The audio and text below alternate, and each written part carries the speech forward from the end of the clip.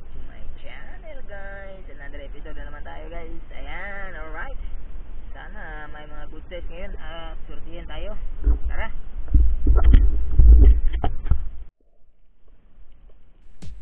Alright, guys. Ito na yung unang huli natin, guys. Isang isdang buntog. Matik, tuhog. Secure na yung pangprito, guys. Shash!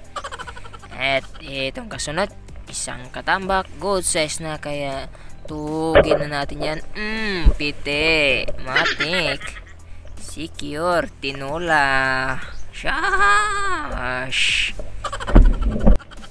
At ito, guys, isang mamaw na octopus, guys.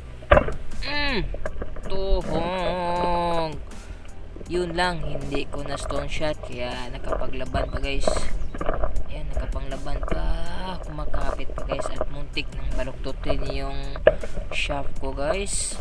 Ito, pinilit ko talagang madala agad sa babaw, guys, baka pumasok sa ilalim ng bato at mas lalo akong mahirapan, guys.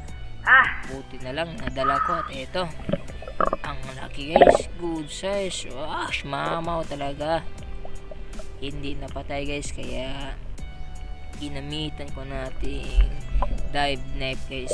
Sinaksak na hanggang sa manghina ito at tuluyan ng mamatay, guys. Secure na yung pang adobo, guys. Matik. At ito na siya, guys. Patay na. At ito, nakita ko isang pagi, guys. So, ang lapad, guys, parang paniki sa ilalim.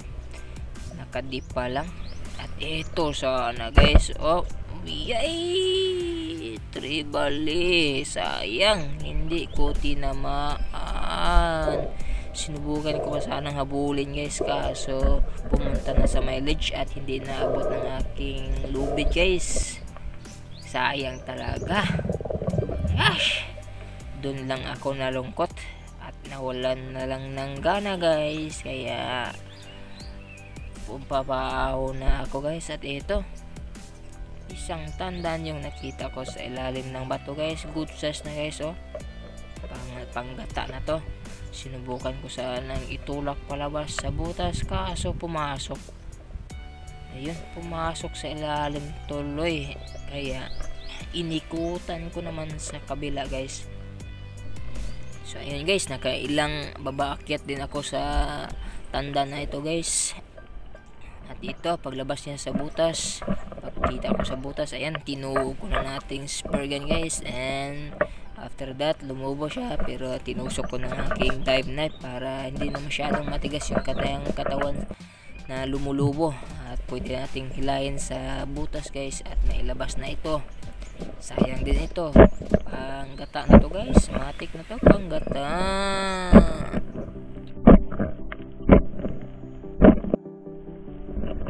At ito na, guys, sa wakas nailabas ko na rin siya sa butas. Good size na. Ito yung tamang size para panggata, guys. Yung mas maliit nito ay pang ihaw lang yun. Ito, good size na to. Masarap to panggata, guys. And after that ay umahon na ako. Timing din na umahon din si Danny Boy, guys. Nagkasalubong kami sa tabi. Dito na yung huli ni Danny Boy, guys. Danny, guys, Danny Purol. Danny Boy. Ubay, nagipit-ipos,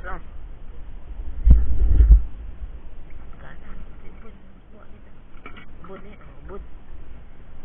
Kubo, dagko ta kubo panglabian dito. Dala kami mo. Ito mga anak mo sa ako. Ay nakabalaan ako mag-abot at dire kay. Deo bay. Ay no kusing kamate ay sa. Pero tikas adara. Latab ni sa bawan eh.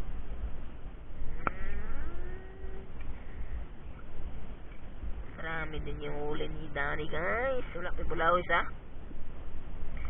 yung akin, ito lang, guys. Sayang talaga yung mamsa, guys. 2 kilo na yata to, guys. Tapos tandan isa, taon. Tandan isa.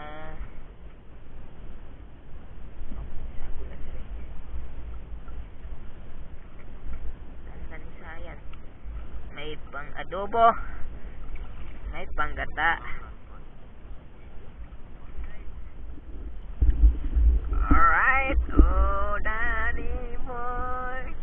Ako screenshot nila. Ako isindi mo. Yung may ID ba? Alright guys, ito lang yung huli natin. And this is Jerome in Bisayang Niwang channel. And spearfishing is one of my way of living guys. Alright, thank you so much for watching. And see you next episode. Sayang yung mamsa.